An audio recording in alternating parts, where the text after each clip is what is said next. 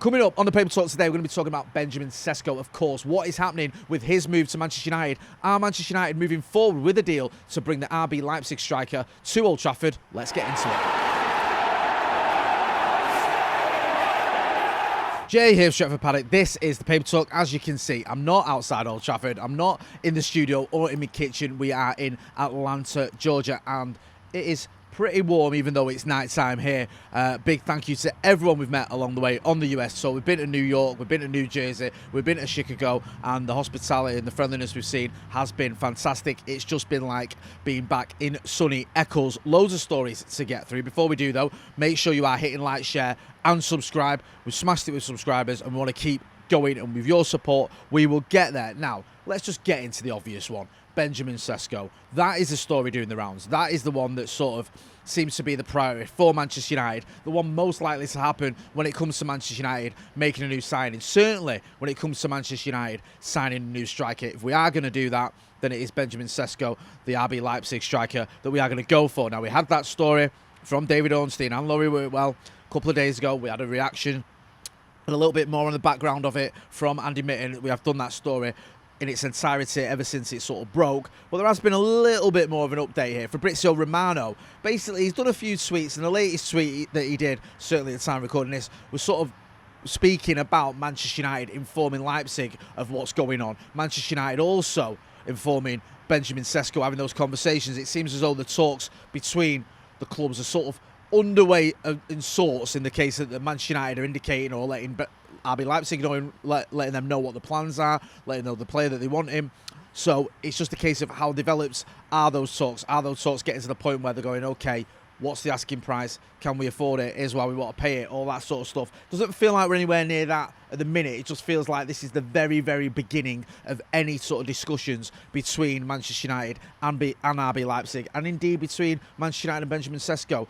If you sort of look at the way Romano's tweeted it, he's sort of been quite sort of clever with his wording around it, but that's what I gathered through it. You can go and check him out and see what you think about what he's saying there, but it does seem like this is moving forward, even if it is tentatively. Now, one of the issues that we're going to have for this deal is, of course, the fee. How can Manchester United afford a player like Benjamin Sesko? Depending on who you read, the fee could be anything between 70 million to maybe even 80 million.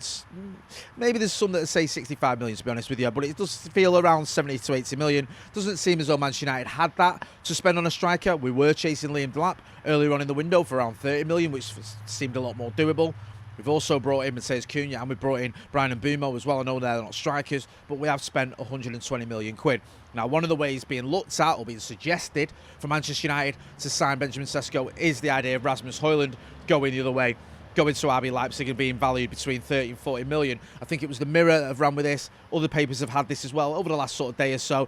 Now, that would make sense. You think if Manchester United can get 40 million, say 35, 40 million for Rasmus Hojlund, and then spend 30 million maybe on Benjamin Sesko, is everyone happy there? Leipzig have got a good young striker in Rasmus Hojlund, and Manchester United have got a striker who's I think he is better than Rasmus Hojlund and can hopefully take the club forward.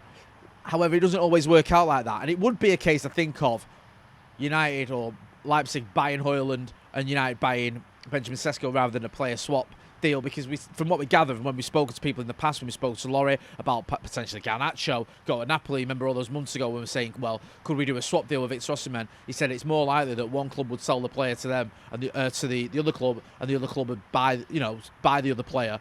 Sort of that's how it's done, rather than a swap deal as such. It's literally be both clubs buying the other club's player. If we got that right, that made sense. So we'll have to wait and see what happens with that. With the Hojlund to Leipzig sort of reports, it doesn't seem like there's a lot of fire to that smoke at the minute. I'm not saying it won't happen, I'm not saying it can't happen, and in some respects it makes a lot of sense, but at the minute I'm not seeing anything where I go, that's definitely going to happen, that's why this deal is going to move forward. It just feels a little bit like, not just logic, that people going, well, actually, if Leipzig lose Sesko, they could probably do with a striker. Hojlund could do a job there for him in the Bundesliga, and Manchester United could save some money that they need to save if they are going to bring in Sesko. Feels a little bit more than that, but there's nothing yet to make me believe it's about to happen. As always, we'll keep you posted though. Get involved in the chat and comments. Let us know what you think. What do you think about Sesko? There are some concerns there, some question marks there. We've spoken about him a lot on this channel over the last couple of days. There's a podcast out later today where myself, Stephen Howson, Adam McCullough and Joe Smith all talk about him as well and what you think he might bring to the team, whether you prefer him over Ollie Watkins. It's all gone a bit cool, hasn't it, on the Ollie Watkins front because of the stories we've had that Manchester United, if we are going to get a striker, are prioritising a move for Benjamin Sesko. That may depend on some outgoings, whether that's Rasmus Hojlund or anyone else. Another player being linked with a move away is, of course, Jadon Sancho. Now, it looked at one point like he could be staying at Chelsea. However, the wages offer wasn't what he wanted, so that didn't happen. Then there was talk of him going to Juve. That's all gone a bit cold. Now there's talk of him going back to Dortmund, which seems to be this never-ending saga with Jadon. It's called a saga. The story of Jadon Sancho is he starts off in Manchester, then he goes to Dortmund, he comes back to Manchester, then he goes to Dortmund, he comes back to Manchester, and then he goes to Dortmund again. And that's how it looks like it might be happening again I think there's a report in The Independent sort of suggesting that. We've seen it in other places as well. However, how much money is that going to bring in? What's going to happen with his wages? There's a lot of questions there, isn't there? There was thought that maybe Manchester United would have to pay £5 million towards him because of the wages and the contracts that he's got. So how much money does that actually enable Manchester United to spend on Benjamin Sesko if, and it's a big if, we were going to try and do that, sell Jadon Sancho to Dortmund and use some of that money towards Benjamin Sesko? It's just a story there that's sort of rumbling along, and it's worth keeping an eye out. There's one or two others, of course. Garnacho is another one that we have to keep an eye on as well as Anthony. And at the minute, it's all a bit sort of up and down. When there is something a little bit more concrete, then as you'd expect, we will give you the updates. But as it stands in a minute, there's nothing where you can go in, okay, that's definitely going to happen, that's definitely going to happen, and that's going to give us the money to go out and buy Benjamin Sesko. Hopefully it will. I think Sesko would be a good signing. I've said all along that Ollie Watkins has probably been my first choice. If we can go out and get someone, I know he's a little bit older, so I understand why Ineos in particular might be looking at going 29 years old. Is it better to spend 50, 60 million on a 29-year-old if that's what it'd take? It seems a lot. I thought maybe 40 million might be the right fee. Even 40 million on a 29-year-old or 70 million on a 21, 22-year-old, whatever he is. Sesko is still quite young, isn't he? Obviously, the mass, it makes sense to go for Sesko. Even though he costs more, there's that longevity aspect as well. So we'll have to wait and see. The Watkins one does feel like it's sort of fallen by the wayside as all eyes are on Benjamin Sesko. And the fact it's reliable journalists that are mentioning this, that are talking about this, that write articles on this, makes you feel that something is going on with this. Sure, the club, I keep saying surely because it does feel like there must be something going on here, because you'd imagine the club would have shot this rumour down or would be briefing certain journalists saying, look, forget it, we ain't going for Sesko. But they're not. And as Mitten said the other day, they've been looking at him for a long time, and it feels like now might be the time for Manchester United to really push forward and get him. And if that means Rasmus Hojlund goes to Leipzig, then that might have to be it. I know he played well the other night against Bournemouth. Was at the game, obviously got his goal. But I don't know if that's going to sort of change the narrative and the thinking around Rasmus Hojlund. We'll have to wait and see what happens on that front. Now, I like to do a story where I go, sort of all the things that isn't going to happen, this isn't going to happen the most. And this is a story that keeps coming up time and time again. I have absolutely lost count of the amount of times over the last few weeks I've spoken about Donnarumma to Manchester United from PSG. And every time I talk about it, I go, look, it ain't going to happen. Why are we even discussing it? Well, the reason I'm still discussing it is because it's still being reported.